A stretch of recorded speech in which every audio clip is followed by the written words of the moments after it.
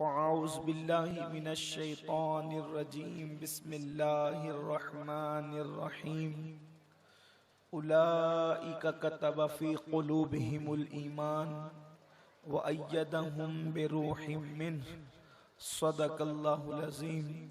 क़ाला नबी सल्लल्लाहु तआला अलैहि वसल्लम ला युमिनु अहदुकुम हत्ता युक़ाल इन्नहु मजनून औ कमा क़ाल सल्लल्लाहु अलैहि वसल्लम सदक़ल्लाह व सदक़ रसूलुल्लाहि सल्लल्लाहु तआला अलैहि वसल्लम।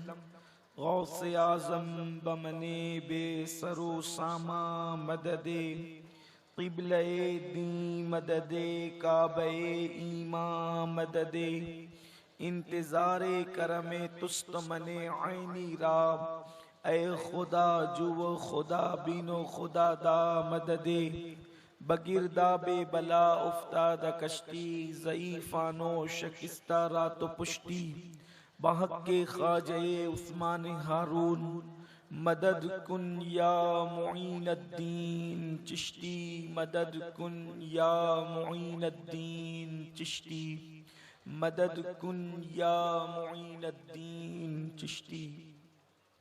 ज़वील एहतराम ज़वील एहतशाम उलमाए किराम हाज़रीन महफिल पर्दा नशीन माओ और बहनों अस्सलामु अलैकुम व रहमतुल्लाहि व बरकातुहू।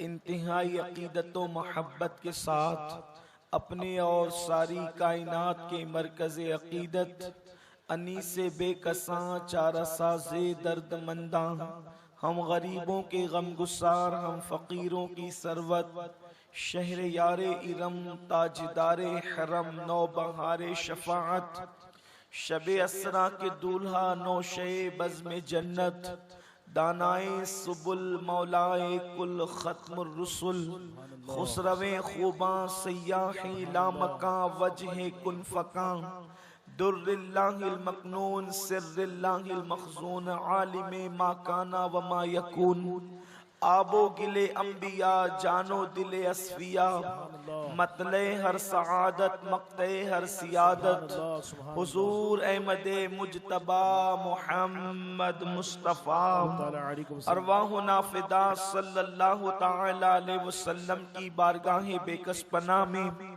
जिस तरीके से मैं पढ़ाऊं आप भी मेरे साथ मिलकर बावाज़े बुलंद पढ़ें।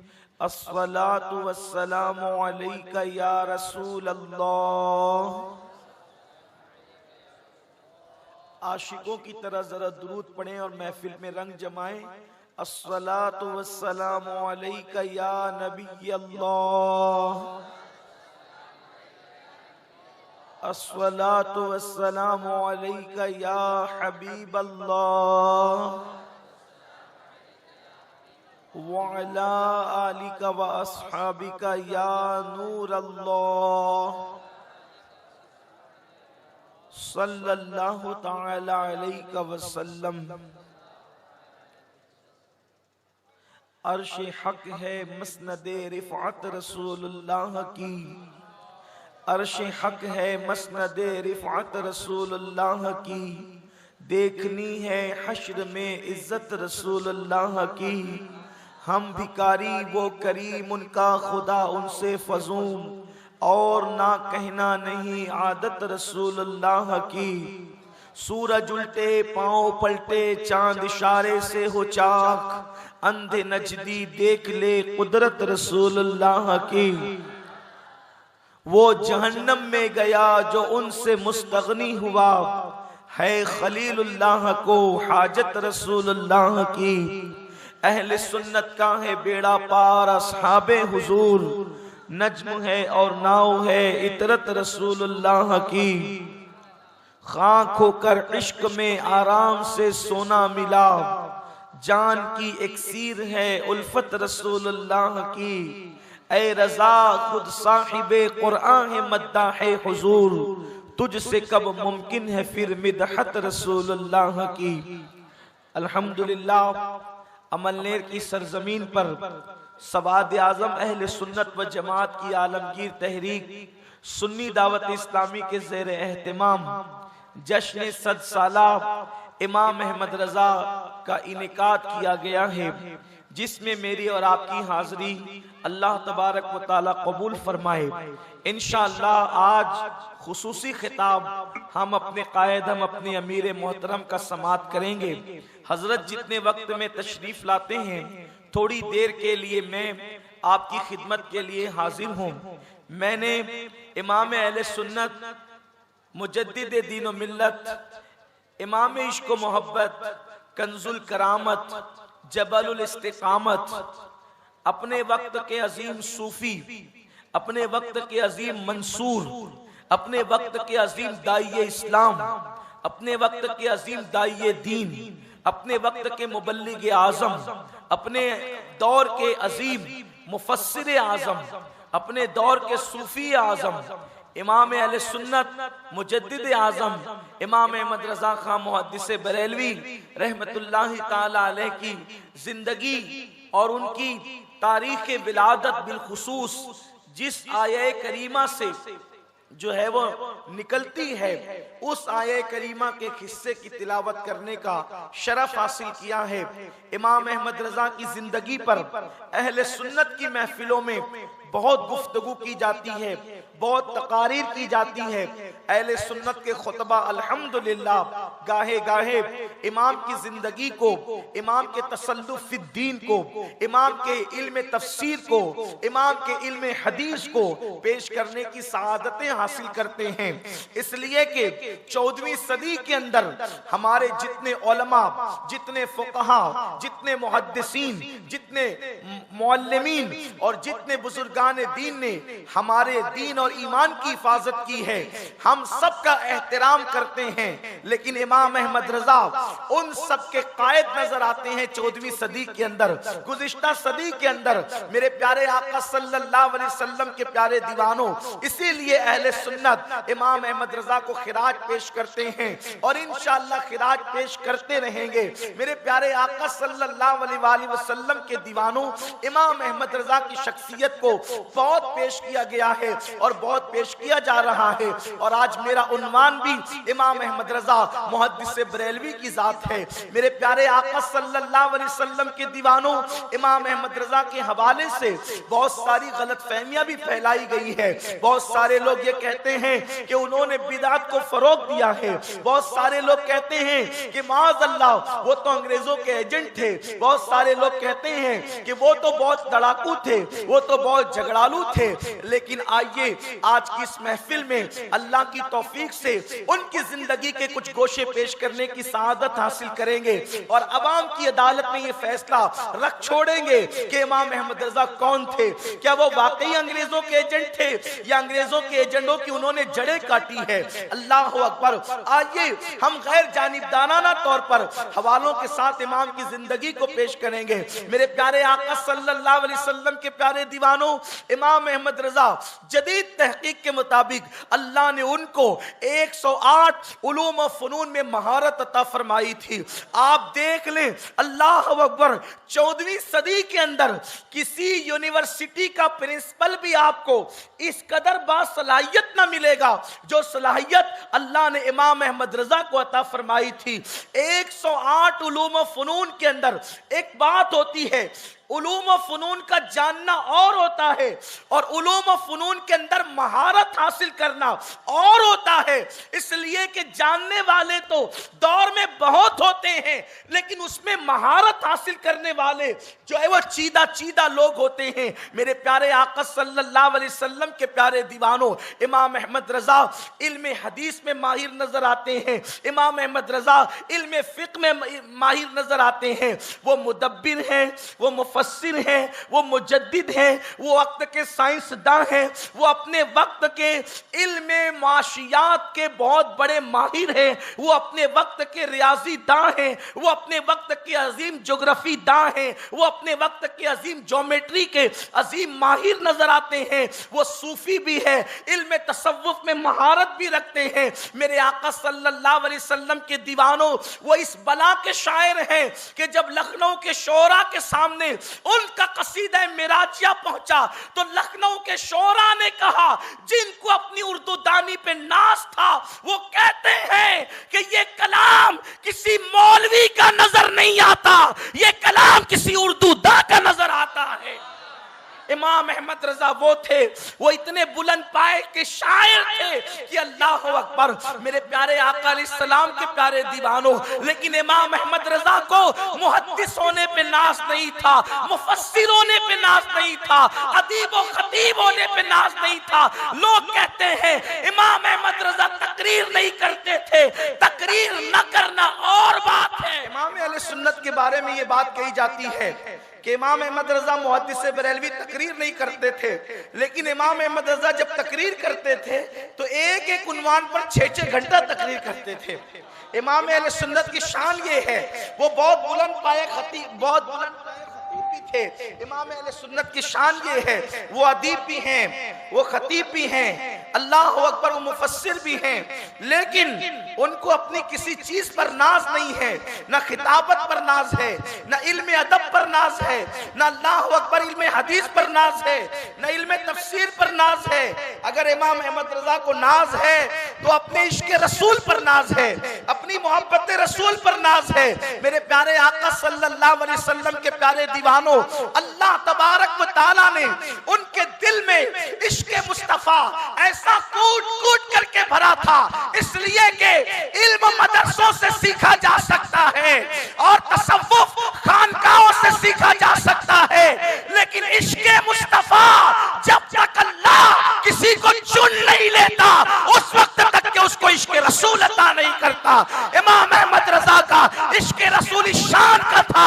इरशाद फरमाते हैं, अगर मेरे दिल के 2 टुकड़े किए जाए, एक पर ला इलाहा इल्लल्लाह होगा और दूसरे पर मुहम्मदुर रसूलुल्लाह होगा।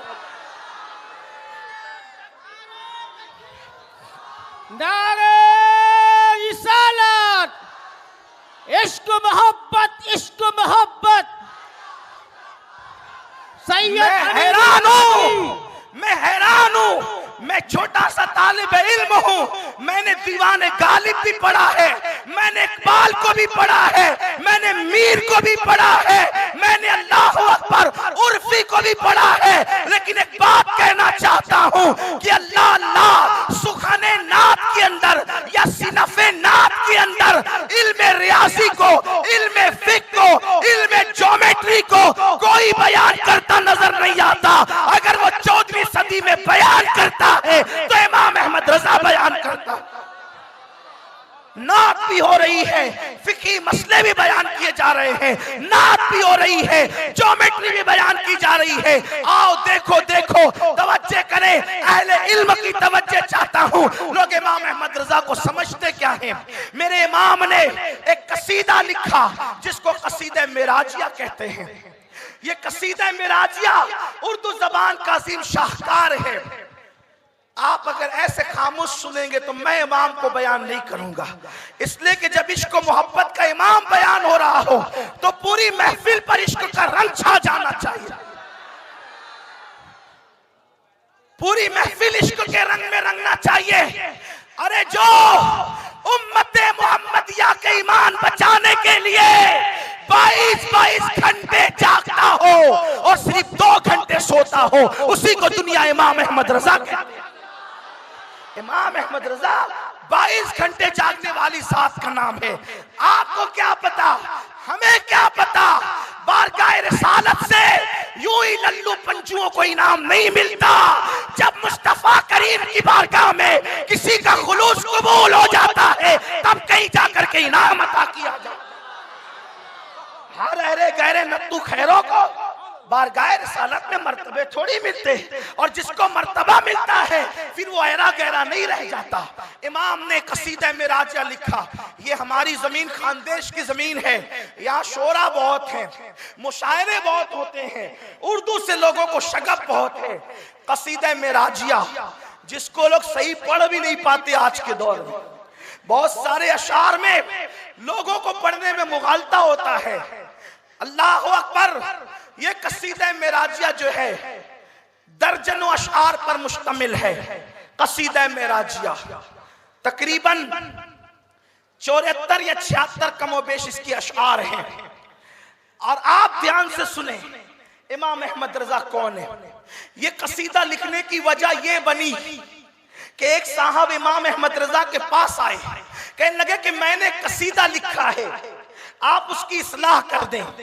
इमाम ने वो पर्ची ली, फरमाया अभी मुझे खाना खाना है जोहर का, यानी जोहराना खाना खाना है, जोहर की नमाज पढ़नी है, केलोला भी करना है, तो मैं इतने काम करके फिर चेक करूंगा। आला हजरत ने खाना खाया, जोहर की नमाज पढ़ी, केलोला किया और उसके बाद उनका कसीदा चेक किया तो सोचा कि जिस शान से मेराज हुई है कसीदा उस शान से लिखा नहीं गया है। गंगा जल का तस्करा हो रहा है, बादलों का तस्करा हो रहा है, तो इमाम ने चेक करते करते पर्ची को रख दिया और 70 से ज्यादा अशार कसीदे मेराजिया के असर से पहले पहले लिख दिए। और जब वो साहब आए, आपने चेक कर लिया, फरमाया चेक तो कर लिया, लेकिन जरा एक कसीदे मेराजिया और भी सुनते जाइए जो मैंने भी लिखा है। और वो क्या है आप सुनिए, उसमें ज्योग्राफी बयान हो रही है, उसमें साइंस बयान हो रहा है, उसमें तसव्वुफ बयान हो रहा है। अगर वक्त हो एक एक शेर को पढ़ते जाइए और फन को बयान करते जाइए। आज ये इमाम कहते हैं वो सरवरे किश्वरे रिसालत जो अर्श पर जलवगर हुए थे। पीछे वालों को आवाज नहीं आ रही है क्या? समझ में नहीं आ रहा है कि इको की वजह से? अगर नहीं समझ में आ रहा तो बोलो, ये इको कम करवा देते। समझ में नहीं आ रहा है? अगर आ रहा हो तो हाथ उठा के बताएं। आ रहा है तो आप चुप क्यों है? महबूब की बात हो रही है ना। वो सरवरे किश्वरे रिसालत जो अर्श पर जलवगर हुए थे, नए निराले तरब के सामा अरब के मेहमान के लिए थे। अब अल्लाह अकबर, देखिए मेराज बयान हो रही है, अल्लाह अल्लाह बयान करते हुए दूसरे अंबिया की शान भी बयान हो रही है, अपने नबी की शान भी बयान हो रही है। कहते हैं तबारक अल्लाह शान तेरी तुझी को ज़ेबा है बेनियाजी, तबारक अल्लाह शान तेरी तुझी को ज़ेबाए बेनियाजी। कहीं तो हो जोश लंतरानी, कहीं तकाज़े विसाल के थे। इस शेर में एक हदीस बयान की, कुरान की एक आयत बयान कर दी। ये शायरी में कोई ऐसा शायर तो लाओ जो मिसरों में हदीस बयान करता, जो कुरान की आयतों को की तशरीह मिसरों में करता हो। अब उसके बाद तसव्वुफ बयान हो रहा है। अपने वक्त का सैयदुस सूफिया, अपने वक्त का मुहियुद्दीन इब्न अरबी अब तसव्वुफ पर आता है। लोग अब तक उलझे हुए हैं कि मेराज पर गया कौन।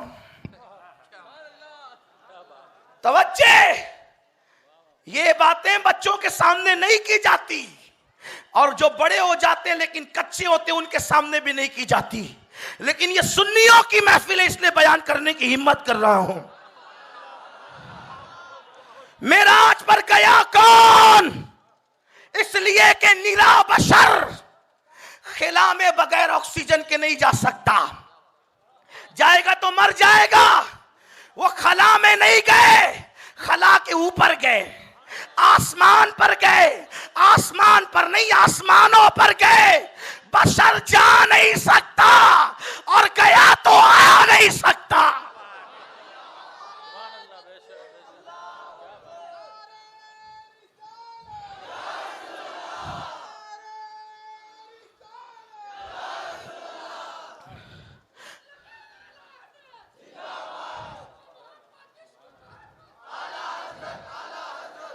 लोग कहते यार वो तो सिर्फ एक मौलवी थे। हम कहते कोई ऐसा मौलवी भी लाओ ना जो तसव्वुफ शान से बयान करता हो।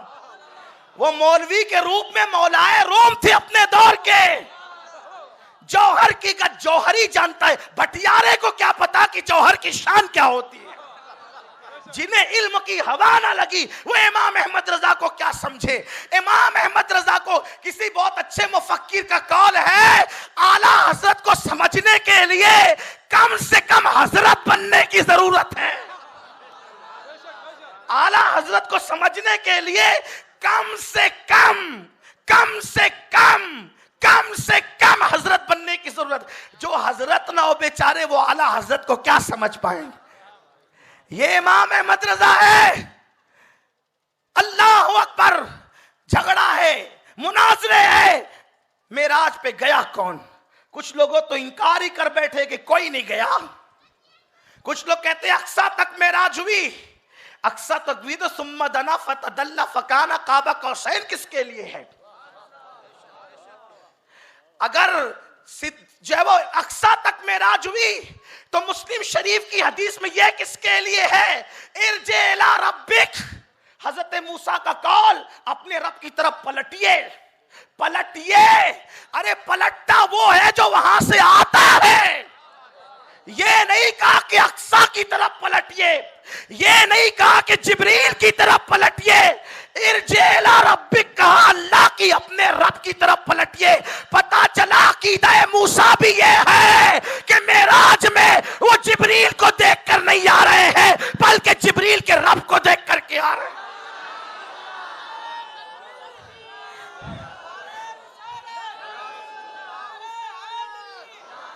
इश्क मोहब्बत, इश्क मोहब्बत, जश्न सद साला। लोग कहते जिब्रील को देखा, हम कहते जिब्रील को तो देखते ही थे। और जिब्रील को देखना कौन सी मेराज है? अरे जिब्रील उनको देखने के लिए जमीन पे आते थे, बेलिकाए यार, उनको चैन आ जाता अगर बार बार आते न यूं जिब्रील सिदरा छोड़कर। वजीर को देखना बादशाह की कौन सी मेराज है? जिब्रील तो वजीर का नाम है, जिब्रील तो दरवाजे के दरबान का नाम है।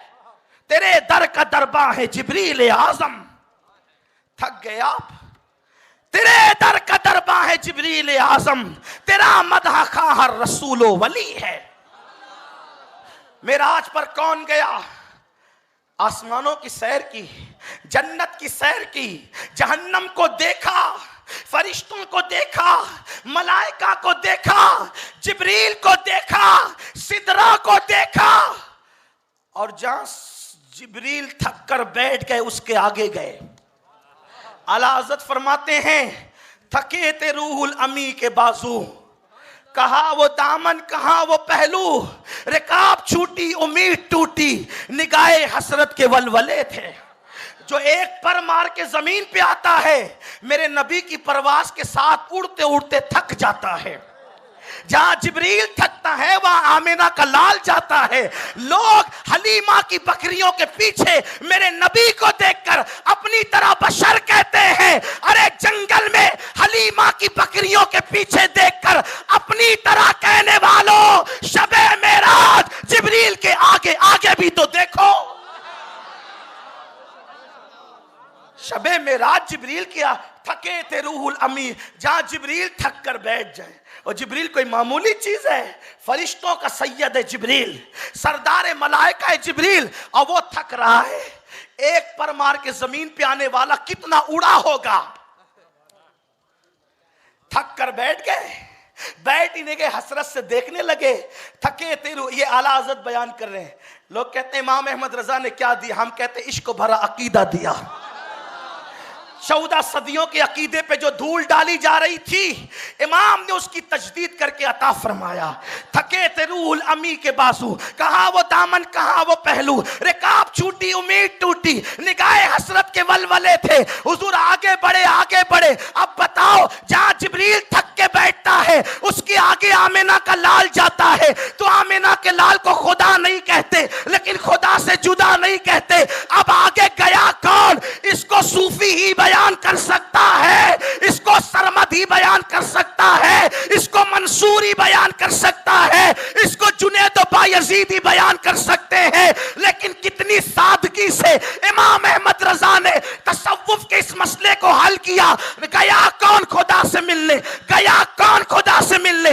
गया कौन खुदा से मिलने? तो कहते कसीदे मेराजिया में इल्म तसव्वुफ की गुत्थी कैसे सुलझाते हैं? वही है अव्वल, वही है आखिर, वही है जाहिर, वही है बातिन, उसी के जलवे, उसी के जलवे, उसी के जलवे, उसी से मिलने, उसी से उसकी तरफ गए।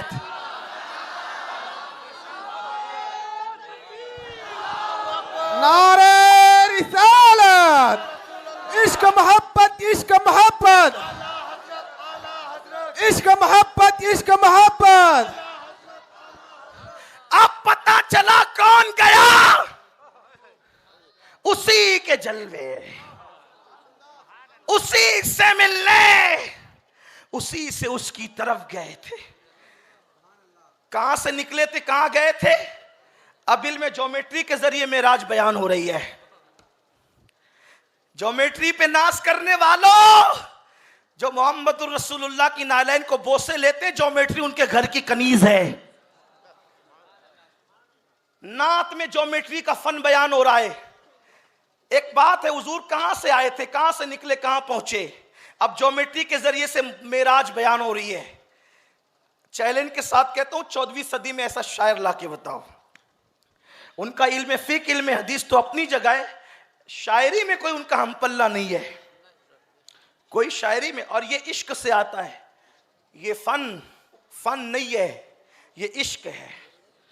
और जब इश्क आता है ना, तो इकबाल कहते हैं, दो आलम से करती है बेगाना दिल को, अजब चीज है लज्जत आशनाई। अब ज्योमेट्री के जरिए से बयान हो रहा है। ज्योमेट्री वाले थोड़ा सा कान खोलें और पता चले, अपने दुनियावी उलूम पे नाश करने वालों, जो मेरे नबी का गुलाम होता है उसको सिनोरी जालियों से इल्म मिलता है।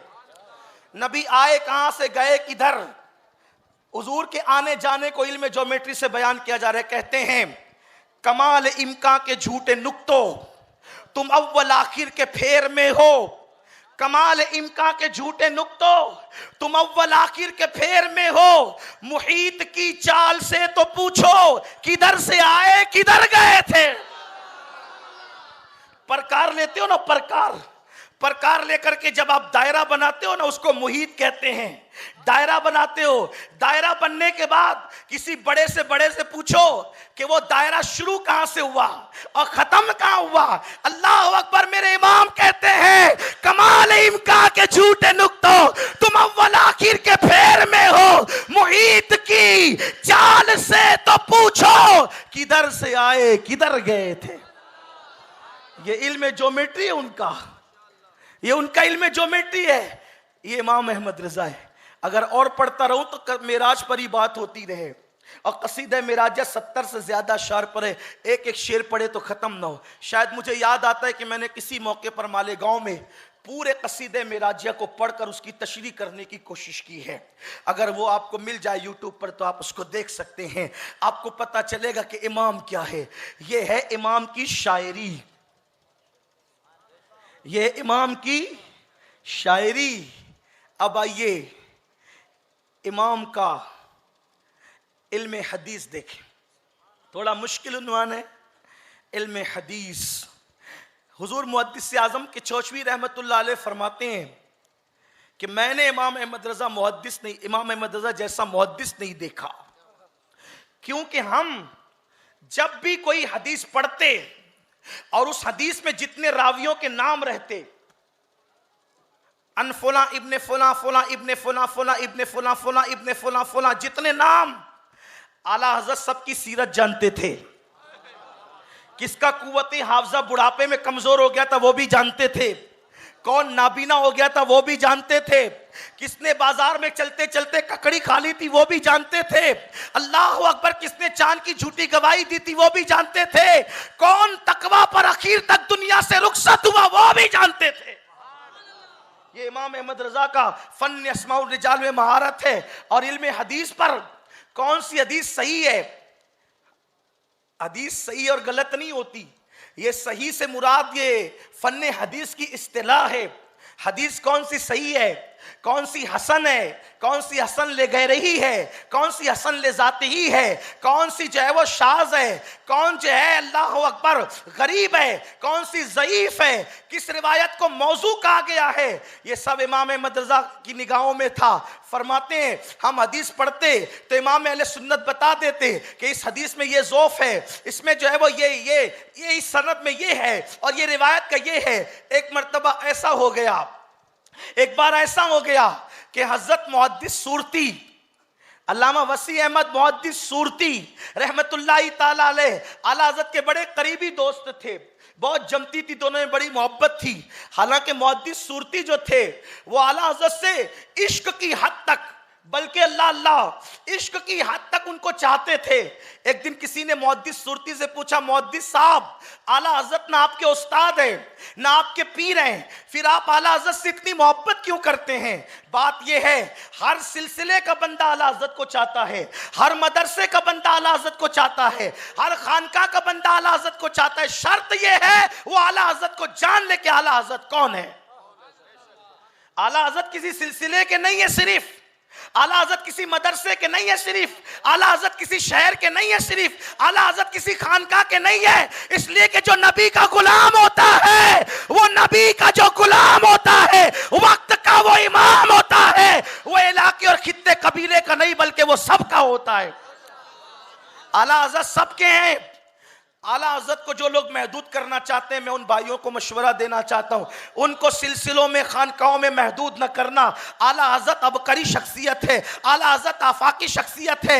जिस आशिक रसूल के दिल के अंदर इश्क रसूल है, उसके आला हजरत आंखों की ठंडक है। आला हजरत बहुत बड़ी चीज का नाम है, लेकिन आला हजरत को कोई पहचान ले। मसला यह है कि हमने आला हजरत का तारुफ ही सही नहीं कराया। हम तो बस उन्हीं चंद चीजों को लेकर के घूमते रहे कि उन्होंने काफिर कुफ्र का फतवा दिया देवबंदियों पर। यही एक काम किया आला हजरत ने, सिर्फ यही एक काम किया। बेशक गुस्ताखाने रसूल को वो काफिर कहते थे, और आज भी हम नबी के गुस्ताखों को डंके की चोट पर काफिर कहते हैं, उसमें हमारा कोई दो राय नहीं है। लेकिन आला हजरत का यही एक कारनामा हम एक सदी से पढ़े जा रहे हैं। जरा कुछ और भी तो बताएं। कौम को पता चल गया कि उन्होंने देवबंदियों को काफिर कहा है। अब हम जरा कुछ दूसरा भी वरक बदलें, पलटे वरक, कुछ दूसरा भी बताएं। इमाम अहमद रजा ने बेशक गुस्ताखों को, और उन्होंने सिर्फ नहीं कहा, उनसे पहले के लोगों ने भी कहा, उन्होंने अपनी नई बात नहीं की। उन्होंने जो सहाबा से देखा वही उन्होंने कहा, जो ताबईन से लिया वही उन्होंने कहा, जो औलिया से लिया वही उन्होंने कहा। सौदा गिरान में बैठकर उन्होंने कोई नई बात नहीं की। लेकिन हम तारुफ भी तो कराएं, इमाम अहमद रजा है कौन। इंशाअल्लाह अज़्ज़ व जल फकीर का एक जल्द बयान आने वाला है, अल्लाह की तौफीक से आप दुआ करें।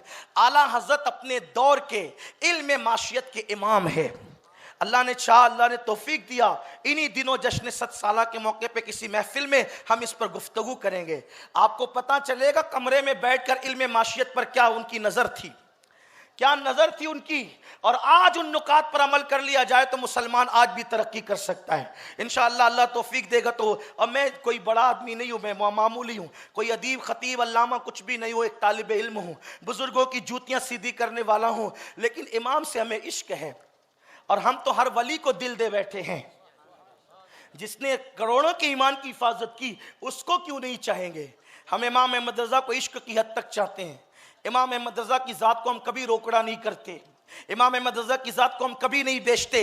हम उनसे इसलिए मोहब्बत करते कि वो हमारे नबी से मोहब्बत करते हैं, और हर सुन्नी उनसे मोहब्बत करता है। सिर्फ शर्त है कि कोई उनको जान ले। और उनके तारुफ के लिए बात मैं कर रहा हूं आपके सामने, बात दूर ना निकल जाए। अर्ज़ ये कर रहा था, इल्म हदीस पर उनको कितनी महारत थी। हजरत मुहद्दिस सुरती, उनका जिक्र चल रहा था। मुहद्दिस सुरती मुरीद नहीं थे, शागिर्द नहीं थे, फिर भी इश्क की हद तक चाहते थे। किसी ने देखा, भाई जाहिल किसी को चाहे तो बात अलग है ना। वक्त का इतना बड़ा मुहद्दिस है। मुहद्दिस सुरती कौन है आपको पता है? मुहद्दिस आजम के इल्म हदीस में उस्ताद है ये मुहद्दिस सुरती। अब आप सोच सकते हैं कितने बड़े मुहद्दिस होंगे ये। आला हज़रत को इश्क की हद तक चाहते थे, उनके बगैर रहते नहीं थे, बार बार आते जाते थे उनके घर। किसी ने कहा, मुहद्दिस साहब, वसी अहमद साहब, आला हज़रत के नाम शागिर्द है ना मुरीद, इतना क्यों चाहते? आप तो मुरीद है मौलाना फजलुर रहमान गंज मुरादाबादी के, आप इनको इतना क्यों चाहते? जब देखो जब रजा रजा करते हैं। तो उन्होंने जवाब दिया, सच्चे लोग फजीलतें छुपाते नहीं, बल्कि जो दिल में रहता है वो कह देते हैं, क्योंकि उनको अपनी दुकान की फिक्र नहीं होती। जिनकी दुकानें मदीने वाले के फैज से चलती है, उनको अपनी दुकानों की फिक्र नहीं होती। जिनकी दुकानें चिटिंग बाजियों से चलती है, उनको अपनी दुकानों की फिक्र होती है, क्योंकि जिनकी दुकानें नबी के फैजान से चलती है, उनको तो यकीन है कौन देता है, देने को मुंह चाहिए, देने वाला है सच्चा हमारा नबी। नारे तकबीर, नारे रिसालत, इश्क मोहब्बत, इश्क मोहब्बत।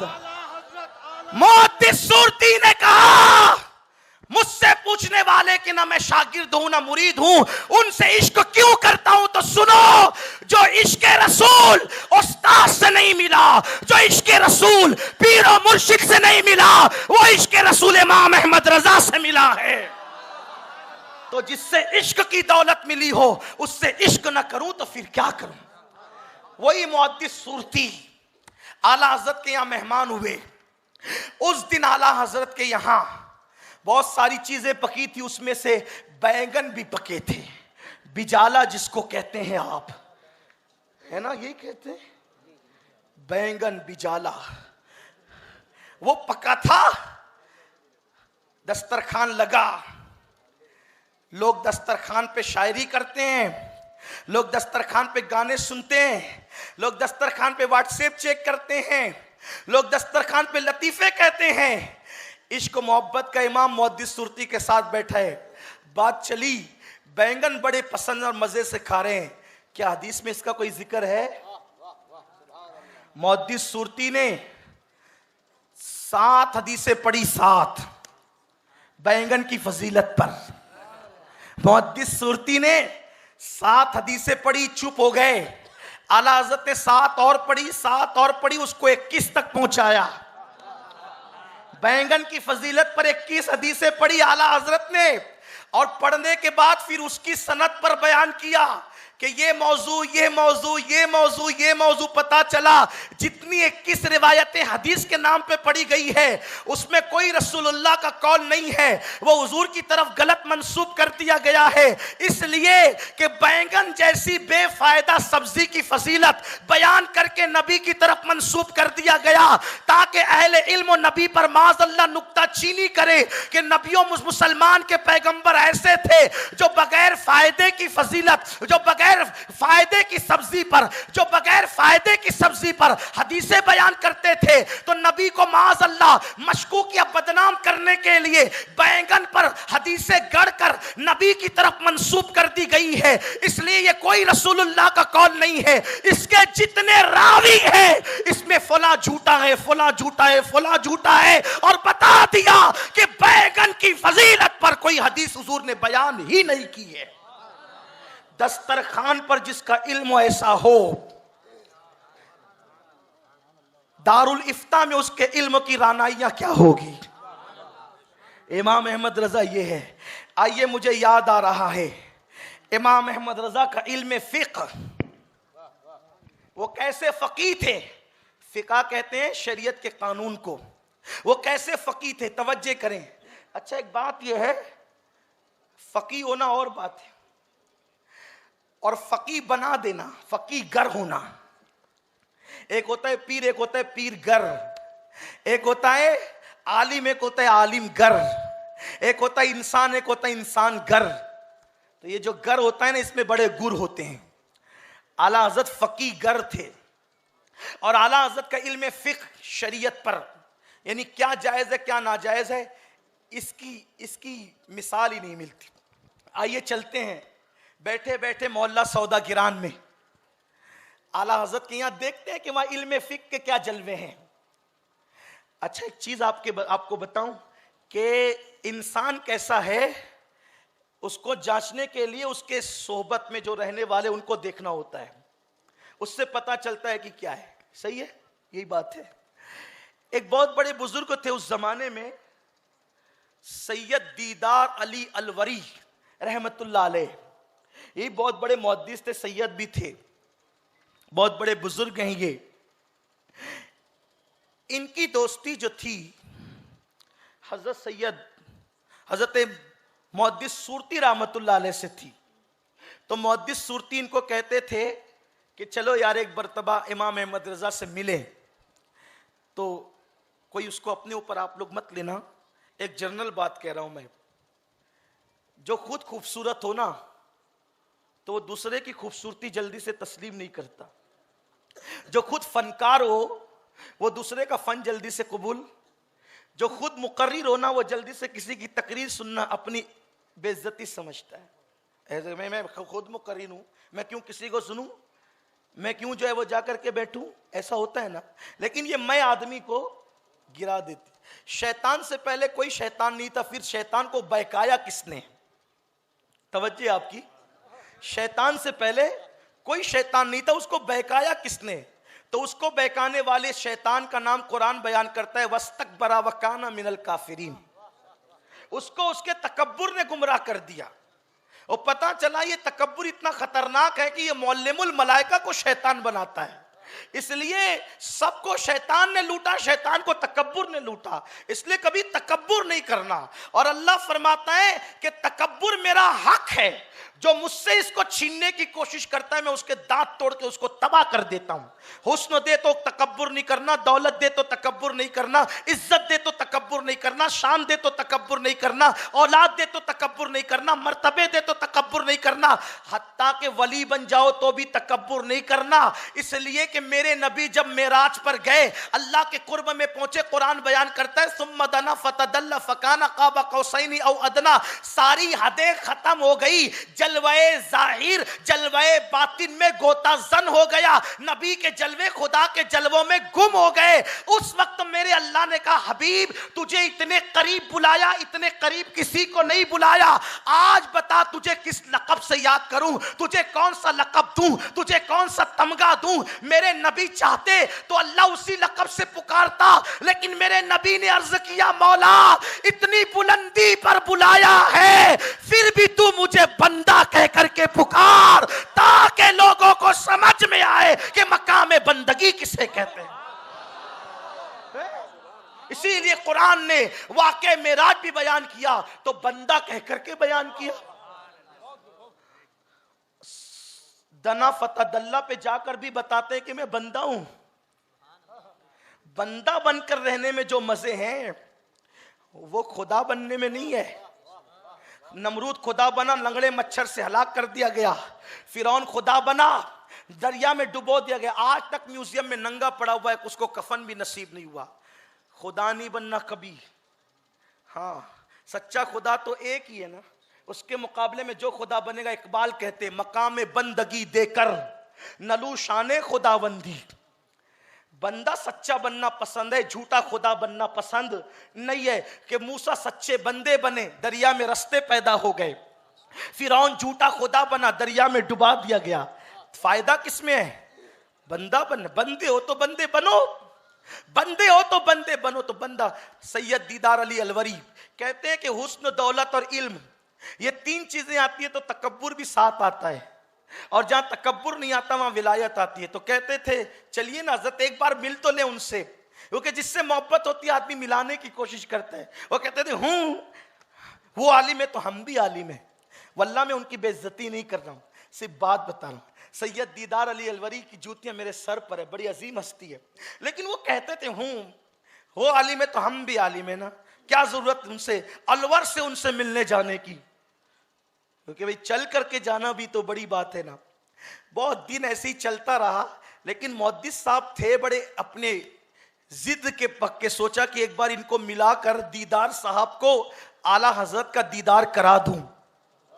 और मुहद्दिस साहब की जो कोशिश थी, ऐसे ही गलत फहमी रखने वालों के लिए भी मेरी कोशिश है कि मैं कुछ आला हज़रत की फजीलतें पढ़ करके उनको आला हज़रत के इल्म का दीदार करा दूं, आला हज़रत की शख्सियत का दीदार करा दूं, ताकि एक वली से जिसको गलत फहमी वो दूर हो जाए। बस इतना चाहता हूं और कुछ नहीं चाहता। और आप मुझे जानते हैं कि मेरी तबीयत में जो है वो मुबालगा आ रही नहीं है। हम अपने बुजुर्गों की शान बहुत एहतियात से बयान करते हैं। जितनी बातें कह रहा हूं मैं सब किताबों में बता सकता हूं, और वो भी ऐसे नहीं कि यहाँ वहाँ की नहीं, बल्कि जो आला हज़रत के शागिर्दों ने लिखी है, उनके शागिर्दों के शागिर्दों ने लिखी है, उन किताबों से बता सकता हूँ। सैयद दीदार अली अलवरी साहब रहमतुल्लाहि ताला अलैह ने कहा वो आलिम है तो भाई हम भी आलिम है, हम क्यों उनसे मिलने हैं? कहा एक बार तो देख तो ले, चले तो सही। कहा ठीक है। एक बार वो तैयार हो गए। अब मुहद्दिस साहब उनको लेकर के आए। इत्तेफाक से जब वो वहां पहुंचे तो आला हज़रत की मस्जिद रजा में अजान हो चुकी थी। आला हजरत की मस्जिद रजा में अजान हो चुकी थी और तवज्जो करें अजान हो गई थी। आला हजरत नमाज के लिए मस्जिद में पहुंच चुके थे।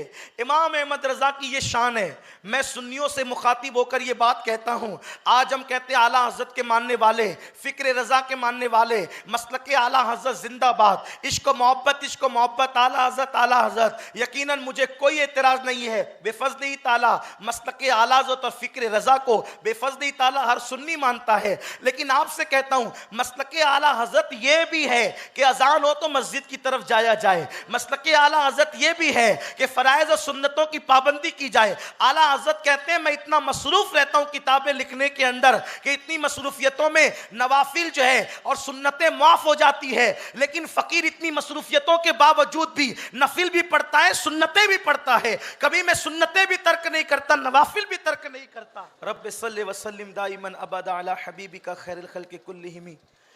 सैयद दीदार अली अलवरी साहब मस्जिद में आए। आला हजरत मस्जिद पहुंच चुके थे।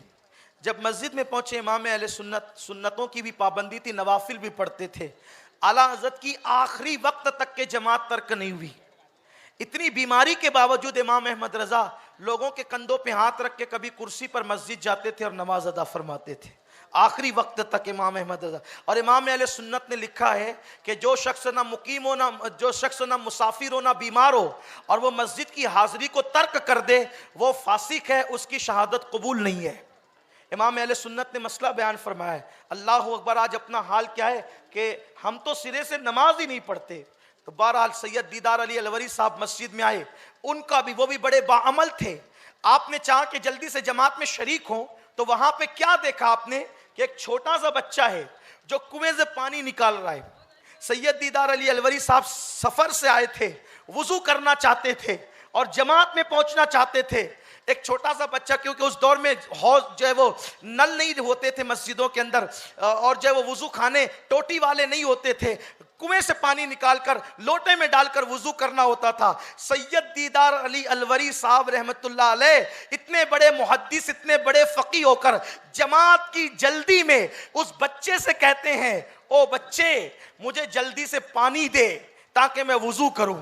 उस बच्चे ने उनको मुस्कुरा कर देखा और कहने लगा, शायद आप पढ़े लिखे मालूम नहीं होते।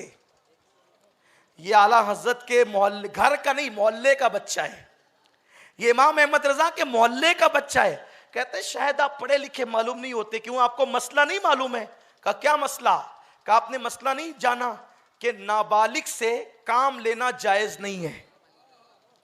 नाबालिग से काम, ये मसला आपको नहीं पता कि नाबालिग से काम लेना जायज नहीं है जब तक कि उसका सरपरस्त इजाजत न दे।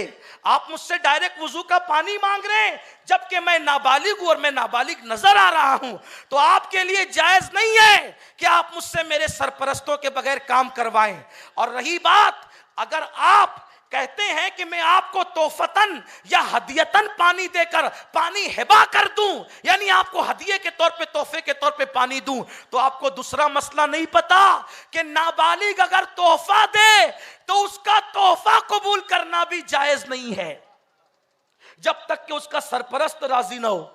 आप पढ़े लिखे नहीं लगते।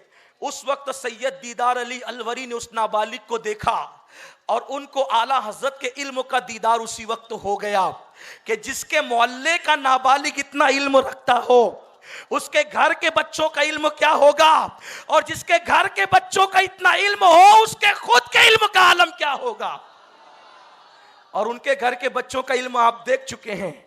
एक को मुफ्ती आजम कहते हैं, दूसरे को हुज्जतुल इस्लाम कहते हैं, किसी को मुफस्सिर आजम कहते हैं, किसी को ताजुश शरिया कहते हैं, किसी को तहसीन मिल्लत कहते हैं।